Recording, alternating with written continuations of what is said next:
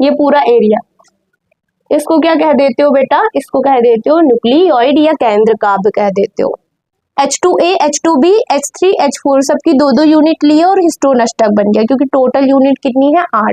8। Chromatin का जाल दिखाई देता है। क्रोमेटिन के जाल, जो क्रोमेटिन होते हैं वो दो प्रकार के होते हैं, यूक्रोमेटिन और हेटेरोक्रोमेटिन। यूक्रोमेटिन जो ढीले ढाले बंधे हुए हैं तो वो हल्के अभिरंजित होते हैं, और जो हेटेरोक्रोमेटिन है वो अच्छे ढंग से बंधे होते हैं तो ये गहरे अभिरंजित होते हैं। उच्च स्तर पर क्रोमेटिन की पैकेजिंग हेतु अतिरिक्त प्रोटीन की आवश्यकता होती है, जिसे सामूहिक रूप से protein, non histone chromosomal protein, NHC कहते हैं। हाँ जी प्यारे बच्चों, तो आज का अपना बड़ा ही प्यारा टॉपिक है, आपको पता ही है कौन सा? बताओ जल्दी बोलो, देख रहे हो ना अभी थंबनेल में? क्या है अपना प्यारा सा टॉपिक? DNA packaging. ओहो, DNA पैकेजिंग, ठीक है। दिख रहा है नहीं दिख रहा? बात ऐसी है बेटा कि एक जो सेल होती है ना, बहुत छोटी है ना, और सेल के अंदर का केंद्रक तो उससे भी छोटा है। कितना है सेल का अंदर का केंद्रक? 10⁻⁻6 मीटर। और एक जो DNA होता है उसकी लंबाई होती है 2.2 मीटर। तो फिर मैम ये बताओ कि आपको कैसे पता 2.2 मीटर होती है? खोलो जरा NCERT। हमारी NCERT ये कह रही है कि, और हाँ अपन ने पढ़े भी तो हैं, DNA का डबल हेलिक्स मॉडल पढ़े तुमने, तो ये बताओ कि दो नाइट्रोजनी क्षार युग्मों के बीच की दूरी कितनी होती है ना? तो दो नाइट्रोजनी क्षार युग्मों के बीच की दूरी, जैसे कि ये अपना DNA है,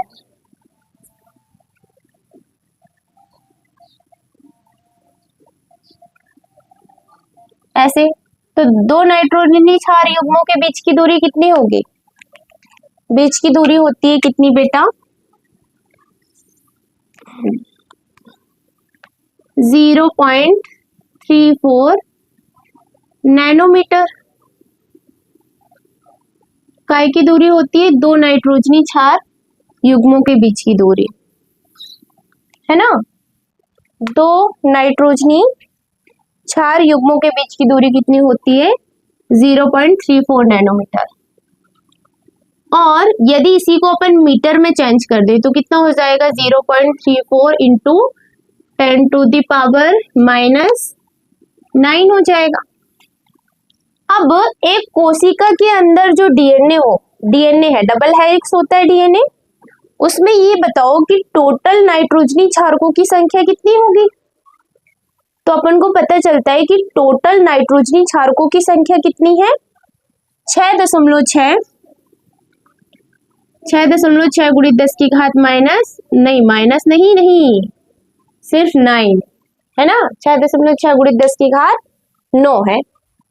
क्या नाइट्रोजनी क्षारक युग्म क्या है? ये क्षारक युग्म है। अब दो के बीच की दूरी इतनी है और टोटल क्षार युग्म इतने हैं, तो इन दोनों का आपस में गुणा कर दो। गुणा करोगे तो क्या होगा बेटा? इससे ये कट जाएगा, फिर तुम 6.6 इंटू 0.34 कर दो, तो कितना आ जाएगा तुम्हारा आंसर? आ जाएगा 2.244, लेकिन हमारी NCERT ने बोला 2.2 के लगभग, है ना। तो DNA की लंबाई कितनी होती है?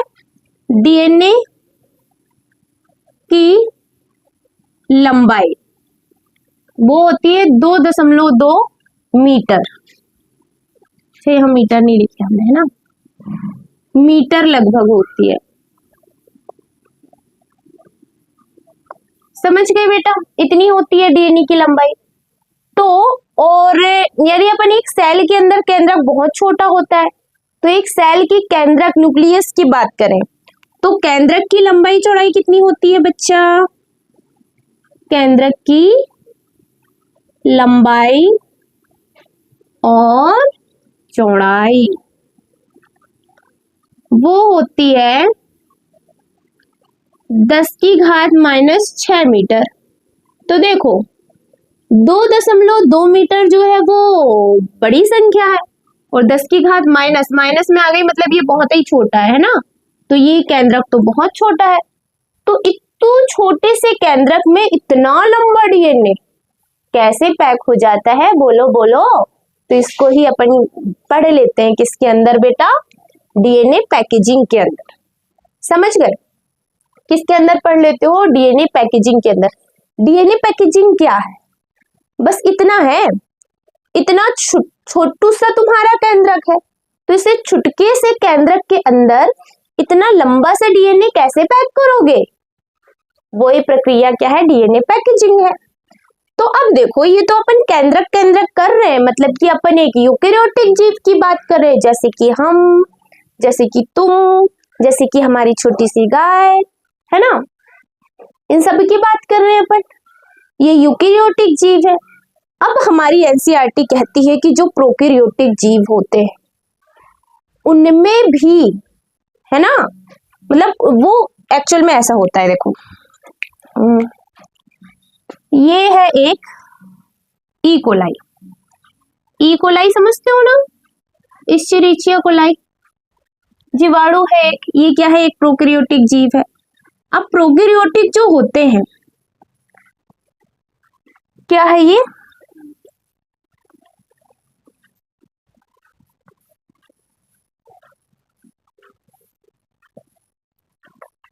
तो प्रोकैरियोटिक सेल का ये पूरा साइटोप्लाज्म है, और इसका जेनेटिक मटेरियल इसके किसी एक कोने में होता है, ऐसे डीएनए। तो ये कोने में ऐसे क्यों है, हमने तो बहुत बड़ा बना दिए, थोड़ा छोटा ही बनाते हैं ऐसे। ये इसका जेनेटिक मटेरियल है, क्या है ये, इसका डीएनए। तो ये डीएनए ऐसा क्यों है कि ये कोने में है, इसको तो पूरे साइटोप्लाज्म में फैला होना चाहिए था ना, क्योंकि प्रोकैरियोटिक में विकसित केंद्रक तो होता ही नहीं है, केंद्रक ही नहीं है, तो ये क्यों एक जगह में है, पूरे साइटोप्लाज्म में फैल जाता ना। कारण ये है कि ये पैक है। तो सोचो प्रोकैरियोटिक में भी ये पैक होता है डीएनए, कैसे पैक है बच्चा, तो पैक ऐसे है बेटा कि यहाँ पर ना बीच बीच में कोई प्रोटीन लगे हुए हैं, और ये प्रोटीन जो है इसमें पूरा ये डीएनए गुथा हुआ है। प्रोटीन में क्या गुथा हुआ है बेटा, डीएनए। जैसे एक रस्सी लो और एक गेंद लो, और रस्सी को गेंद के आसपास ऐसे ऐसे बांध दो, जैसे देखना,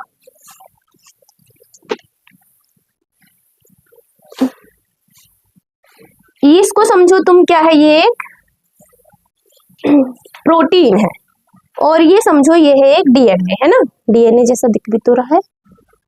इसको ऐसे ऐसे इसके आसपास बांध दो ऐसे, ठीक, बांध दिया हमने इसको। अब ऐसे ही सेम यहाँ पर भी बांध दो, ऐसे इधर भी बांध दो, तो ये बंधा हुआ है पूरा, किसमें, प्रोटीन में। समझ गए ना, अच्छा कलर भी अपना मैच हो गया, क्यों, थोड़ा थोड़ा, हाँ, ये इस तरीके से बंध जाते हैं प्रोटीन में, इसलिए ना ये पूरा ऐसे एक जगह में है, ऐसे देखो, ऐसे एक जगह में है, ऐसे फैला हुआ तो नहीं है ना पूरे साइटोप्लाज्म में, मतलब ये डीएनए क्या है, पैक है ये डीएनए, यहाँ पर आ गया बेटा समझ में। अब देखो, तो क्या इसको अपन न्यूक्लियस कह देंगे, ना ना ना ना, न्यूक्लियस तो यहाँ है ही नहीं, क्योंकि उसमें मेम्ब्रेन होती है। इसको कह देते हो क्या बेटा, न्यूक्लियो, क्या कहते हो बताओ, न्यूक्लियोइड कह देते हैं। इस भाग को क्या कहते हो, न्यूक्लियोइड, या हिंदी में बोले कोई तो केंद्र काब कह दोगे, केंद्र काब कह देते हैं इसको, न्यूक्लियोइड या क्या कह देते हो, केंद्र काब कह देते हो। क्लियर हो गया, किसकी बात की है अभी अब तक अपन ने, प्रोकैरियोटिक। तो ये जितना भी बोर्ड में लिखा है इसको हम पहले एनसीईआरटी से रीड कर दे, उसके बाद प्रोकैरियोटिक में कैसे डीएनए की पैकेजिंग होती है वो अपन पढ़ेंगे, है ना, इसको मिटाने के बाद। तो इतनी का स्क्रीनशॉट ले लो तुम, और हम इसको ना रीड कर देते हैं बुक से। अच्छा, क्या बोले हमने, न्यूक्लियोइड कहते हैं, न्यूक्लियोइड याद हो गया, न्यूक्लियोइड। तो आए कि प्रोकैरियोटिक में जो जेनेटिक मटेरियल होता है वो साइटोप्लाज्म में फैला हुआ ना होके एक कोने में व्यवस्थित रहते हैं। तो उस एरिया को क्या कहते हैं, ये पूरा एरिया, इसको क्या कह देते हो बेटा, इसको कह देते हो न्यूक्लियोइड या केंद्रकाव्य कह देते हो। ठीक है बच्चा, देखो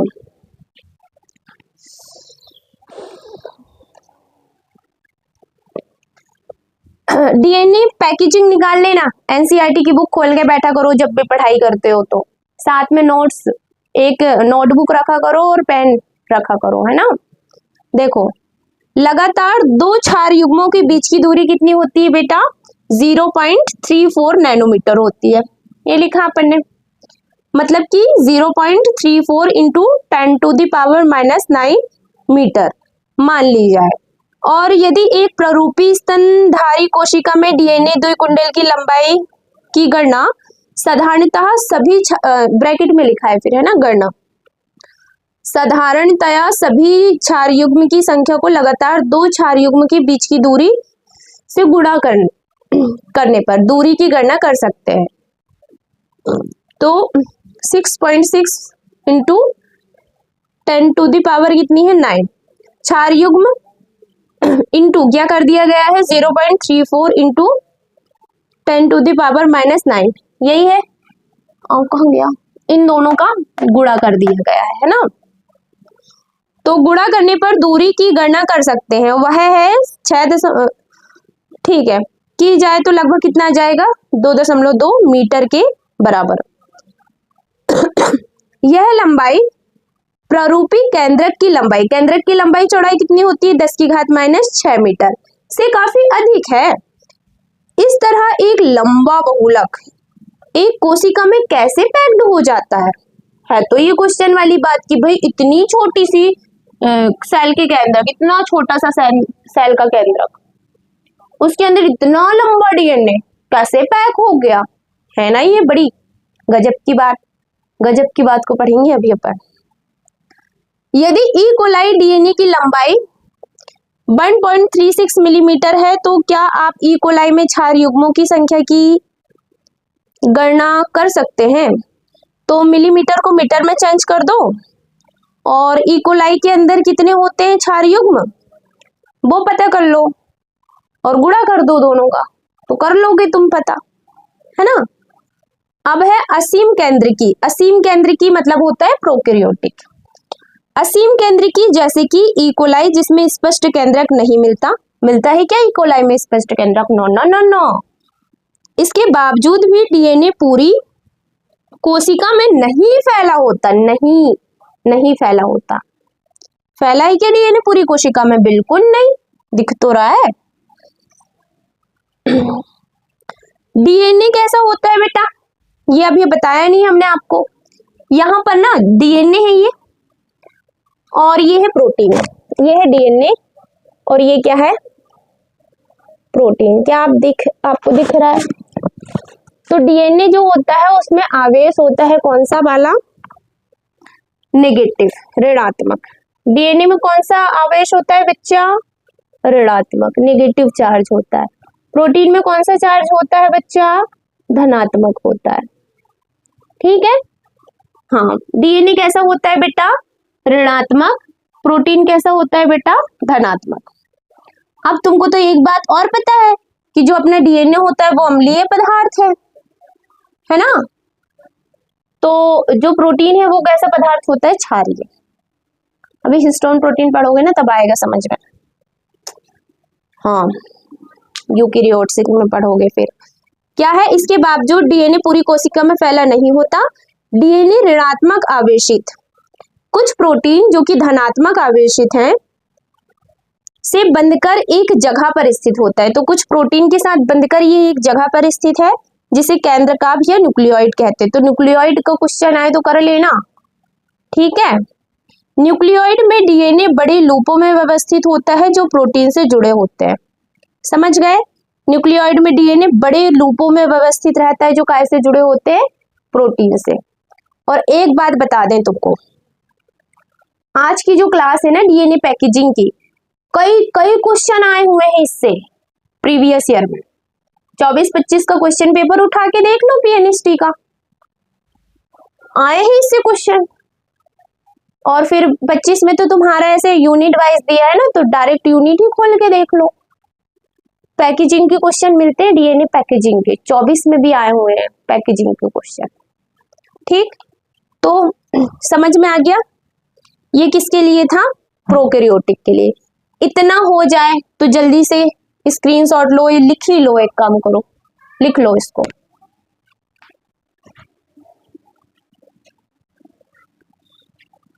हो गया बेटा लिख के, चलो जल्दी से इसको रिवाइज कर लेते हैं।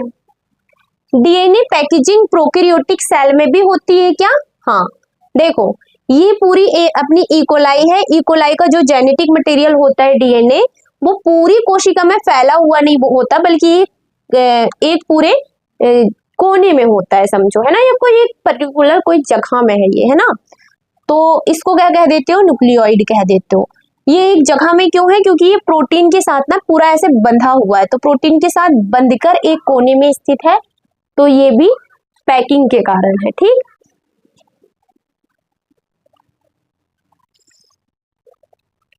अब अपन यूकेरियोटिक की बात कर लेते हैं बेटा। जो यूकेरियोट्स होते हैं ना, उस सेल की बात कर रहे हैं।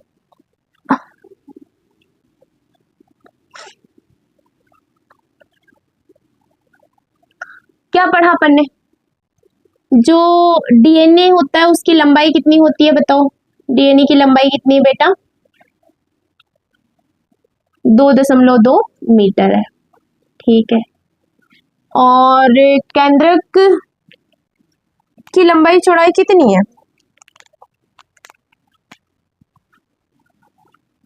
केंद्रक की लंबाई चौड़ाई वो है बच्चा 10⁻⁻⁶ मीटर। तो देखो इतने छोटे से केंद्रक के अंदर इतना बड़ा डीएनए पैक होता है। वो डीएनए पैकेजिंग बड़ा इंटरेस्टिंग है, बहुत मजा आएगा। देखो ये है अपना डीएनए। क्या है बच्चा?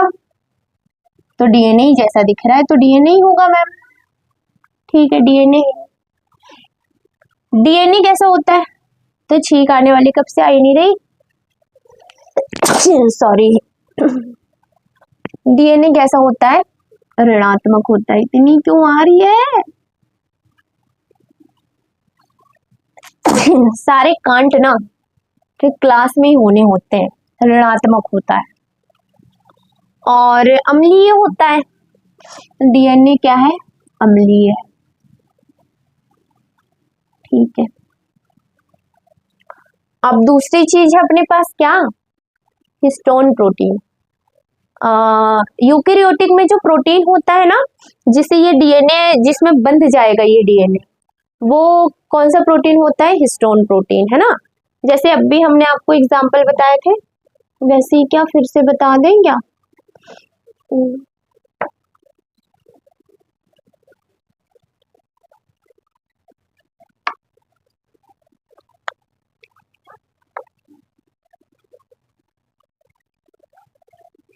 जैसे ये है डीएनए, ये है अपना हिस्टोन प्रोटीन। तो इस हिस्टोन प्रोटीन में भी डीएनए ऐसे आके बंधेगा, है ना। तो ये एक्चुअल में हिस्टोन प्रोटीन से मिलके हिस्टोन अष्टक बना हुआ है ना। तो ये हिस्टोन अष्टक है। तो इसको बना के दिखाएं क्या कैसा होता है ये हिस्टोन अष्टक? देखो क्या बोले हमने कि यहाँ पर कौन सा प्रोटीन होगा बेटा?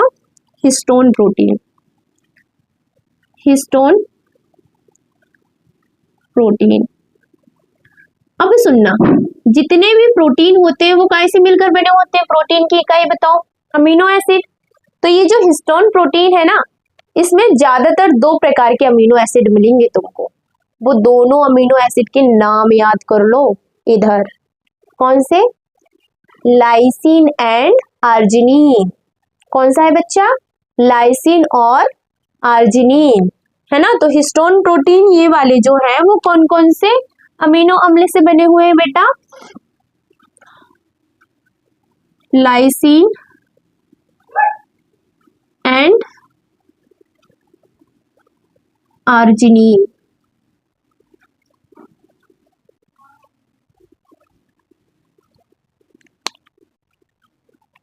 चलो लिख देते हैं इसे।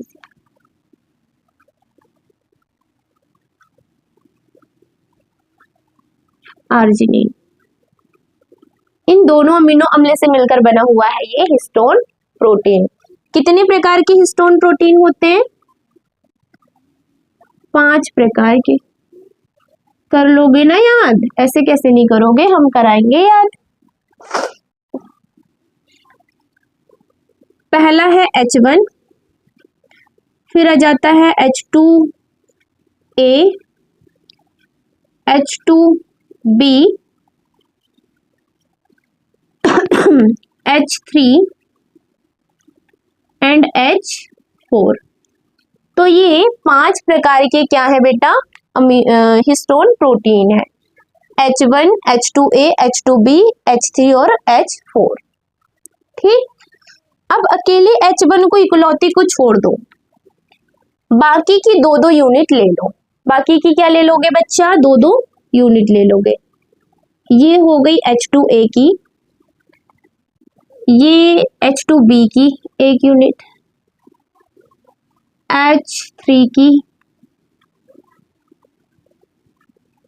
H4 की,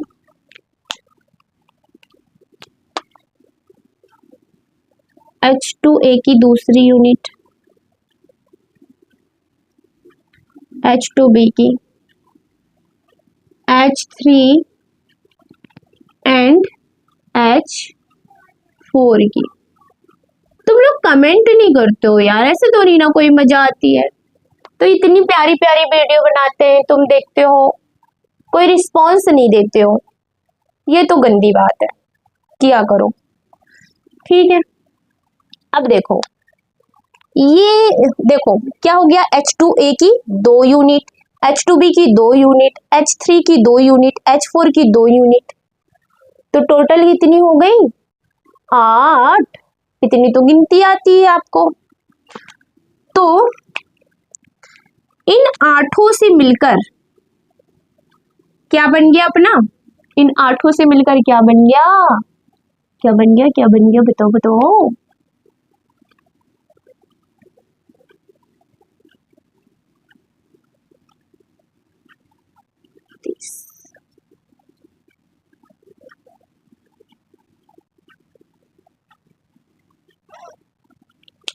हिस्टोन अष्टक बन गया बच्चे। अब देखो, एक्चुअल में ना 4 सामने और 4 पीछे दिखाई देंगे, लेकिन हम तुमको ऐसे ही बता देते हैं कि ये ग्रीन वाला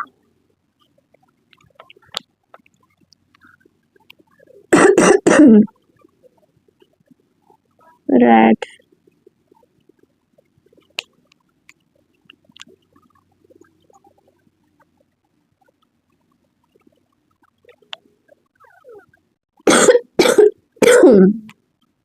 रेड, इस तरीके से पूरे में ही कर दें क्या?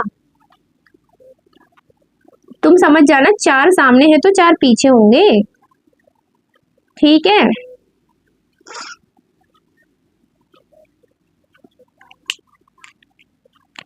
चार यूनिट तुमको सामने दिख रही है ना, तो 4 यूनिट पीछे होंगी इसकी, और तुमको पीछे होंगी में दिक्कत है तो हम 8 सामने ही बना देते हैं। लो, है ना। तो ये क्या बन गया अपना? हिस्टोन अष्टक। क्या बन गया बच्चा? हिस्टोन अष्टक, हिस्टोन ऑक्टोमर बन गया अष्टक। और इस हिस्टोन अष्टक से ही बंधता है अपना क्या? डीएनए। क्लियर हो गया इतना?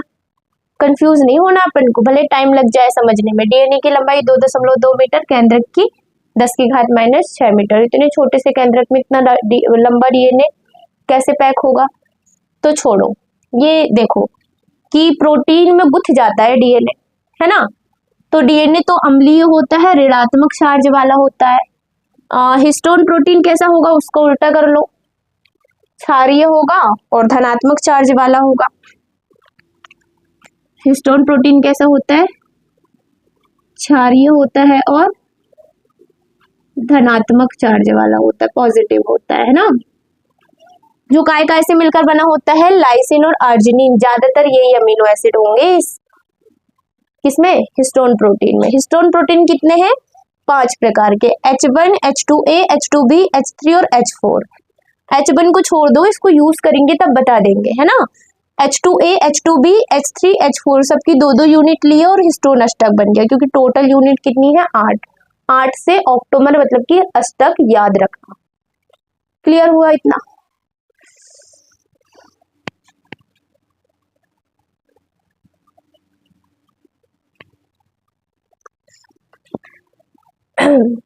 समझ लें अब आगे। ये हिस्टोन अष्टक है, ये दूसरा हिस्टोन अष्टक, ये तीसरा हिस्टोन अष्टक। ठीक, ग्रीनी कलर बस भर देते हैं इनके अंदर हम।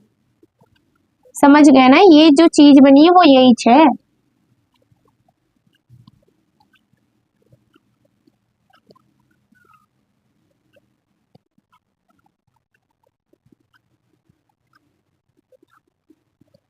देखो बच्चों की वाइट बोर्ड समझ के ना तुम घबराया नहीं करो। तो वाइट बोर्ड में पढ़ा रहे, लेकिन देखो कितना प्यारा पढ़ाया है, अपने आप की ज्यादा तारीफ। ओहो, अब ये डीएनए आया, इस हिस्टोन अष्टक को 2 बार पूरा ऐसे लपेट लिया अपने जाल में, कुंडली मार के बैठ गया इसके आसपास, मार के कुंडली मार के बैठ गया इसके आसपास। फिर दूसरे के पास आया, यहां भी कुंडली मार के बैठ गया। ये लो ना, क्या करना है। फिर इस तरीके से पीछे से जाके सामने से निकल के आएगा ये, है ना। फिर अगले के पास गया, यहाँ पर भी इस तरीके से। ठीक है बेटा।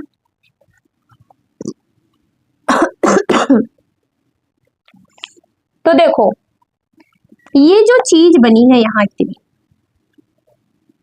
ये कौन कौन सी चीजें हैं? यहाँ पर है हिस्टोन प्रोटीन, हिस्टोन अष्टक हिस्टोन प्रोटीन से तो बना है, तो हिस्टोन प्रोटीन प्लस क्या है? डीएनए। क्या है ये बेटा? Histone protein plus DNA. Video तो चालू ना। क्या है यहाँ पर? Histone protein plus DNA. तो हिस्टोन प्रोटीन प्लस डीएनए को कह देते हैं अपन क्या? न्यूक्लियोसोम। क्या कहते हो इसको? न्यूक्लियोसोम कहते हैं। क्या कहते हो बेटा? डीएनए प्लस हिस्टोन प्रोटीन क्या कहलाता है? न्यूक्लियोसोम कहलाता है। तो इससे पहले अपन ने क्या पढ़े थे? न्यूक्लियोइड, और ये है न्यूक्लियोसोम। और न्यूक्लियोटाइड और न्यूक्लियोसाइड अपन ने पढ़ चुके हैं।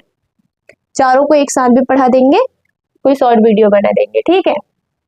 अब देखो, एक न्यूक्लियोसोम के अंदर, ये एक न्यूक्लियोसोम है, तो एक न्यूक्लियोसोम के अंदर 200 बेस पेयर्स होते हैं, मतलब कि क्षारक युग्म 200 क्षार युग्म बेस पेयर है ये, है ना, पर न्यूक्लियोसोम। ठीक है, एक न्यूक्लियोसोम में कितने क्षार युग्म? 200। तो लाल राइटिंग से, लाल पेन से एकदम फोकस मारते हैं, क्यों? लाल से लिख देते हैं, ठीक है। अब तुम खुद बताओ, हम किसी भी चीज को एक रस्सी ले और ऐसे बस इसके आसपास 2 बार हमने लपेट दिया, ऐसे, है ना, तो क्या हो रहा है, खुल गई ये तो इसको जोड़ना पड़ेगा ना हमको। तो कैसे जोड़े हम यहाँ पर एक प्रोटीन से जोड़ेंगे, जो भी है हिस्टोन प्रोटीन ही अपना, ठीक है। तो इनको आपस में जोड़ने के लिए एक हिस्टोन प्रोटीन से ही जोड़ देते हैं, जिसका नाम है H1 हिस्टोन प्रोटीन। आ गया ये भी, क्या है, H1 हिस्टोन, ठीक है। अब देखो, ये एक न्यूक्लियोसोम, ये दूसरा न्यूक्लियोसोम, इनके बीच में डीएनए है। तो बीच में जो डीएनए होता है ना बच्चा, इसको कह देते हैं लिंकर डीएनए। क्या कह देते हो बेटा, लिंकर डीएनए कह देते हैं, लिंकर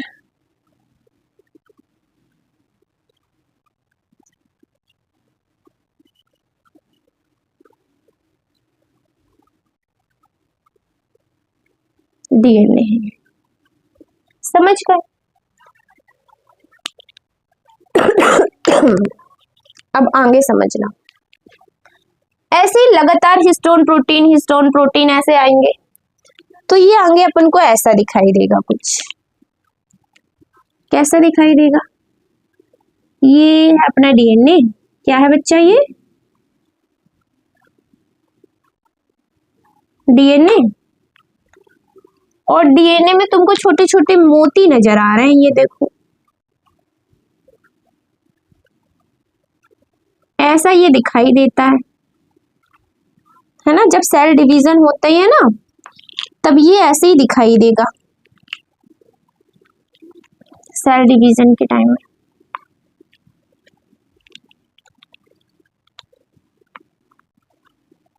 इस तरीके से,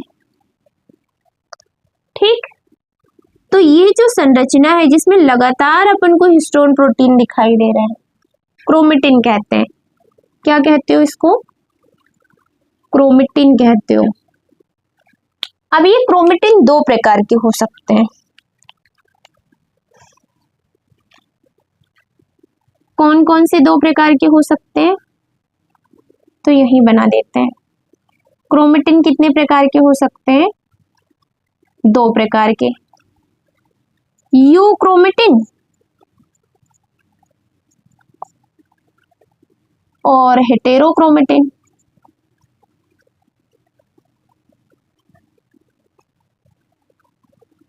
क्रोमेटिन ही है ये दोनों, लेकिन क्रोमेटिन कितने प्रकार के हैं बेटा, 2 प्रकार के, यू क्रोमेटिन एंड हेटेरोक्रोमेटिन। जहां पर ये क्रोमेटिन में जो हिस्टोन प्रोटीन है वो बहुत पास पास लगा है ना, मतलब टाइटली पैक है, तो उसको हेटेरोक्रोमेटिन कह देते हैं। और जहां एकदम ढीले लुंज पुंज बंधे हुए हैं, ऐसे थोड़े थोड़े दिख रहे हैं, दूर दूर दूर दूर, तो उसको क्या कह देते हैं, यू क्रोमेटिन। तो यू क्रोमेटिन कैसे होते हैं, ढीले बंधे होते हैं, और हेटेरोक्रोमेटिन कैसे होते हैं, टाइटली पैक होते हैं,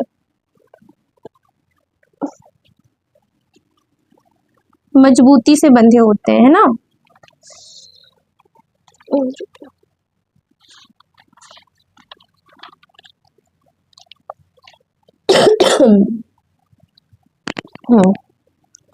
अच्छे ढंग से बंधे होते हैं,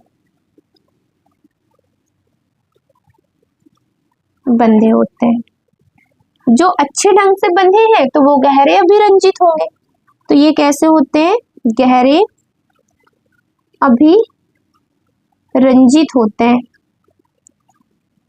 और ये हल्के अभिरंजित होते हैं, हल्के अभिरंजित होते हैं। इतना समझ में आ गया बच्चे। क्रोमेटिन, जब सेल डिवीजन होती है ना, तो केंद्रक के अंदर ये क्रोमेटिन का जाल दिखाई देता है। क्रोमेटिन के जाल, जो क्रोमेटिन होते हैं वो दो प्रकार के होते हैं, परछाई आती होगी, क्यों?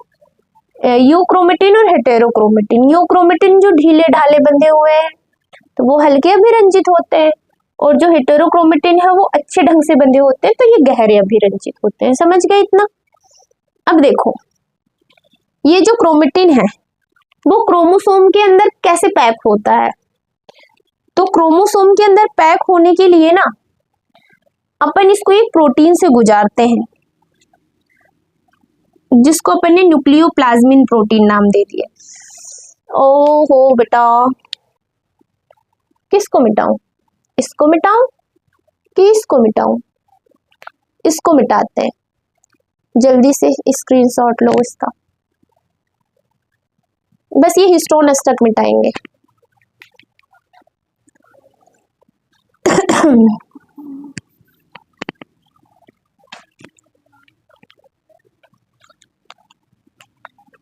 ये एक प्रोटीन है, न्यूक्लियोप्लाज्मिन प्रोटीन। कौन सा प्रोटीन? न्यूक्लियोप्लाज्मिन। ठीक, इस न्यूक्लियोप्लाज्मिन के आसपास ना हमने अपने डीएनए को ऐसे लपेट दिए, पूरा लिपट गया है ये इससे, और इससे जब निकलता है ना तो ऐसे पूरा कर्ल होके निकलता है। जैसे हमने कर्लर लिए अपने हेयर को कर्ल करने के लिए, तो हम ऐसे लपेट देंगे, फिर हमारे बाल पूरे कर्ल होके निकलेंगे, वैसे ही। तो इसके साथ तो ये भी है ना, हमारी तुम्हारी सबकी प्यारी हिस्टोन प्रोटीन।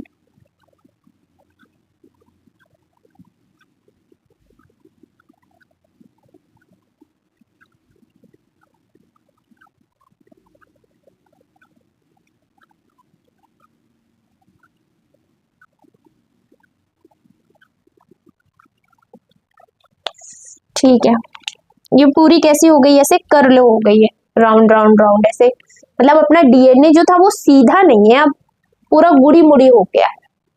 ठीक, अब इस डीएनए को अपन को क्रोमोसोम के अंदर पैक करना है ना, इतने लंबे डीएनए को, तो इसको गुड़ी मुड़ी तो होना ही पड़ेगा। अब देखना बेटा, ये है हमारा क्रोमोसोम, गुणसूत्र,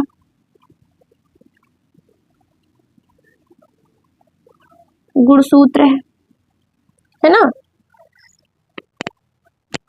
क्रोमेटिड कहते हैं इनको, क्रोमेटिड। ये क्या है अपना? गुणसूत्र।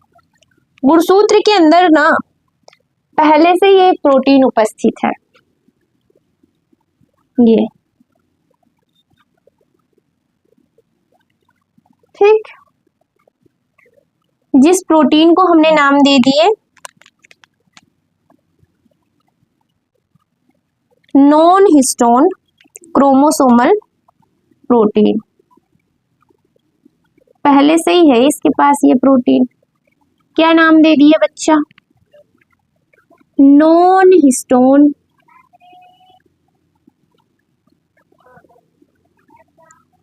क्रोमोसोमल प्रोटीन, NHC कह देते हैं शॉर्ट में।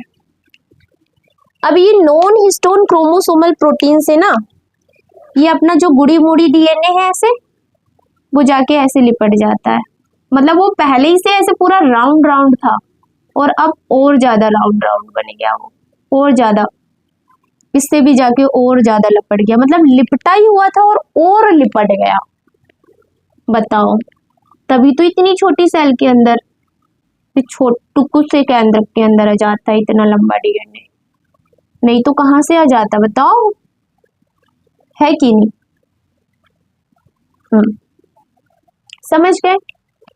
तो इस तरीके से अपना जो जेनेटिक मटेरियल डीएनए है ना, अच्छा इसमें हिस्टोन प्रोटीन लगे हुए हैं, ये ऐसे इस तरीके से ये छोटे से केंद्रक के अंदर इतना लंबा डीएनए पैक होता है। समझ गए बच्चों? इसी को कहते हैं अपन डीएनए पैकेजिंग। तो क्या अब हम इसको अपनी एनसीईआरटी से पढ़ सकते हैं।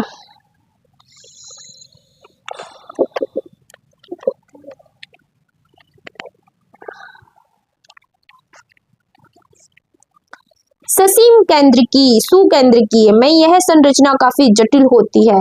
धनात्मक आवेशित क्षारीय प्रोटीन का समूह होता है। धनात्मक आवेशित क्षारीय प्रोटीन का समूह है जिसे हिस्टोन कहते हैं।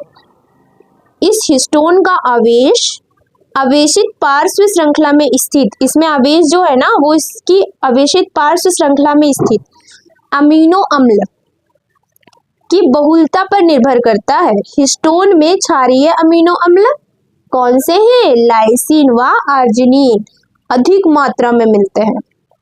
दोनों अमीनो अम्ल की पार्श्व श्रृंखलाओं पर धनात्मक आवेश होता है। दोनों में धनात्मक आवेश होता है, इसलिए तो हिस्टोन प्रोटीन धनात्मक है।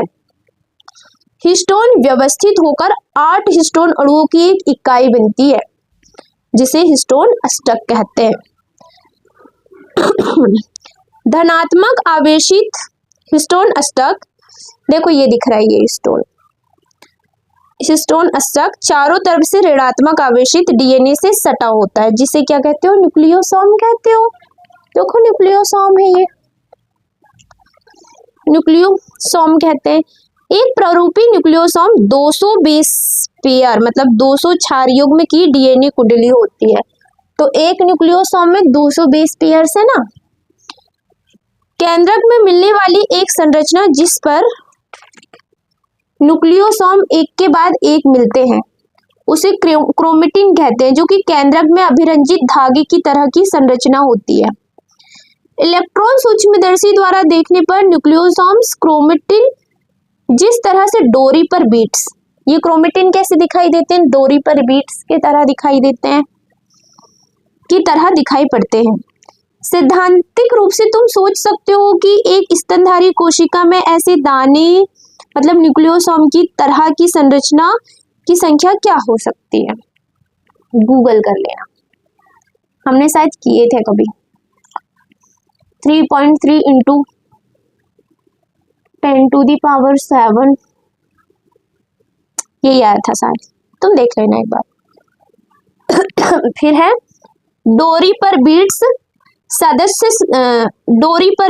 सादृश्य संरचना क्रोमेटिन में कोष्ठित होकर क्रोमेटिन धागों का निर्माण करती है जो आगे कुंडलित व संघनित होकर कोशिका विभाजन की मध्य अवस्था में गुणसूत्र का निर्माण करते हैं।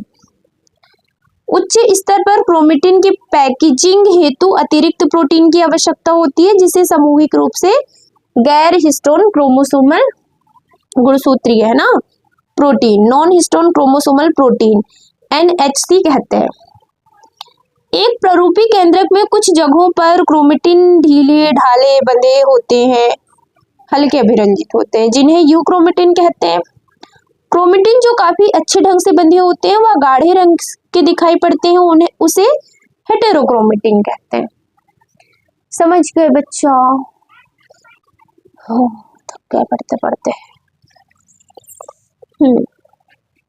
कोई कंफ्यूजन है यहाँ पे? होगा तो जल्दी से कमेंट में बता दो, और यदि समझ में आया है ना तो भर भर के कमेंट मारना, आया समझ गए? देखते हैं कौन कमेंट कर रहा है, लाइक भी कर देना वीडियो को। तो फिर बच्चा पार्टी मिलते हैं अब अपन अगली क्लास में। ओके, नेक्स्ट क्लास में अपन जेनेटिक मटेरियल डीएनए की खोज पढ़ेंगे, वो ही बड़ा मजेदार टॉपिक है। ठीक है, आज के लिए इतना ही, मिलते हैं अब कल। ओके, जब तक के लिए बाय बाय।